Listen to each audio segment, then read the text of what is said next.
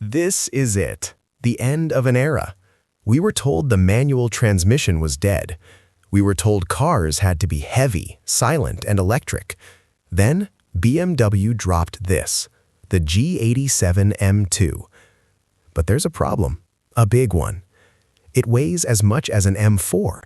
It looks like it was designed in Minecraft, and purists are screaming that BMW has finally lost the plot. The baby M car isn't a baby anymore. It's a shrunken-down heavyweight. So is this the last real driver's car you can actually buy? Or is it just a bloated shadow of the legendary F87? Today, we're finding out if the 2026 BMW M2 is a future classic or a $70,000 mistake.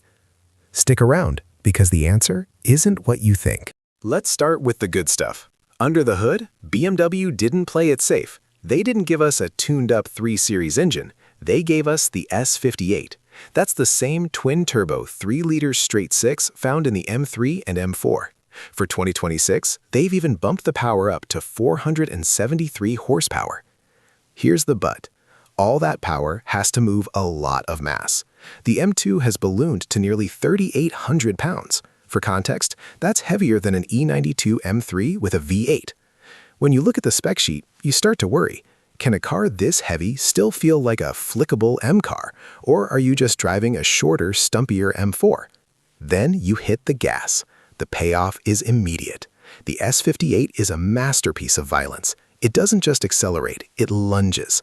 0 to 60 happens in 3.9 seconds with the auto, and honestly, it feels faster. Because the wheelbase is shorter than the M4, the way it puts that power down feels more urgent, more frantic. It's got that short wheelbase scare you a little energy that we've been missing. The weight?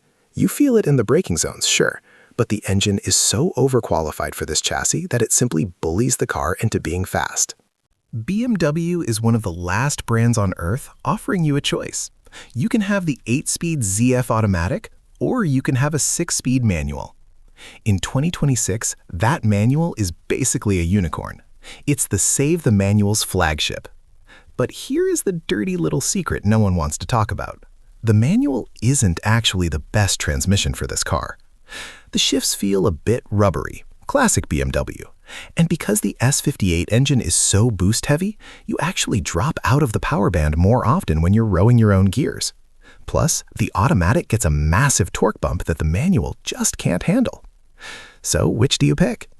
If you're chasing lap times, the ZF8 is objectively better. It's telepathic. But if you want to feel something, you take the manual, every single time. There is a specific tension when you're downshifting into a second-gear hairpin, feeling the rev-matching kick in, and then powering out. It makes the car feel human in a world of robotic EVs. The payoff isn't speed, it's the fact that you're actually driving the thing, not just operating a computer. Let's address the elephant in the room, the looks. When the G87 first leaked, the internet went into a meltdown.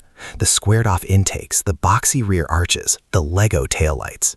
It was a radical departure from the curvy, muscular F87. BMW says this design is a nod to the E30 M3's box-flared heritage. Critics say it looks like a kit car. There's a constant visual tension when you walk up to it.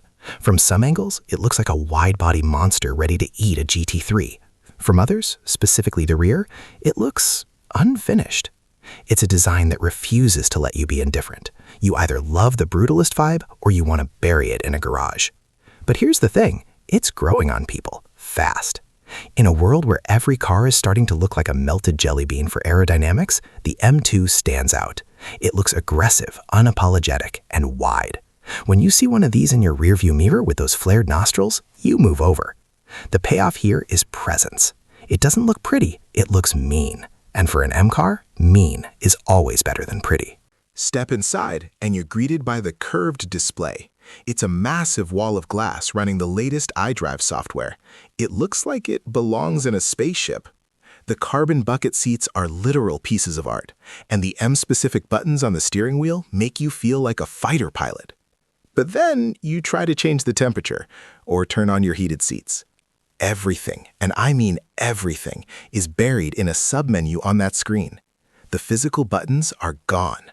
There's this constant friction between wanting to enjoy the drive and having to navigate a tablet while pulling 1G in a corner. It's distracting, it's fingerprint-prone, and it feels like tech for the sake of tech. The saving grace? The M setup menu. You can customize everything: steering weight, brake feel, engine response, and even traction control on a 10-stage scale. The payoff is the M Drift Analyzer. Yes, BMW literally put a drift coach in the dashboard that grades your slides out of 5 stars. It's silly, it's childish, and it's exactly why we love this car. It proves that despite the big screens, the engineers still want you to go out and act like a hooligan. The M2 has always been the Goldilocks car. Not as soft as an M240i, but not as punishing as a full-blown track car. On a smooth mountain road, the front-end grip is staggering. It turns in with a level of precision that makes the old F87 feel like a boat. But real roads aren't smooth. The M2 is stiff, like check your fillings stiff. Because the chassis is so rigid and the wheels are so big, the car can feel jittery on a daily commute. It's also surprisingly wide. It's wider than a Porsche 911. Navigating tight city streets or narrow parking garages becomes a high-stakes game of don't curb the wheels. The payoff happens when you find that one perfect stretch of tarmac. The car's composure is insane. Because it uses the M4 suspension hardware, it has a level of big car stability that the old M2 never had.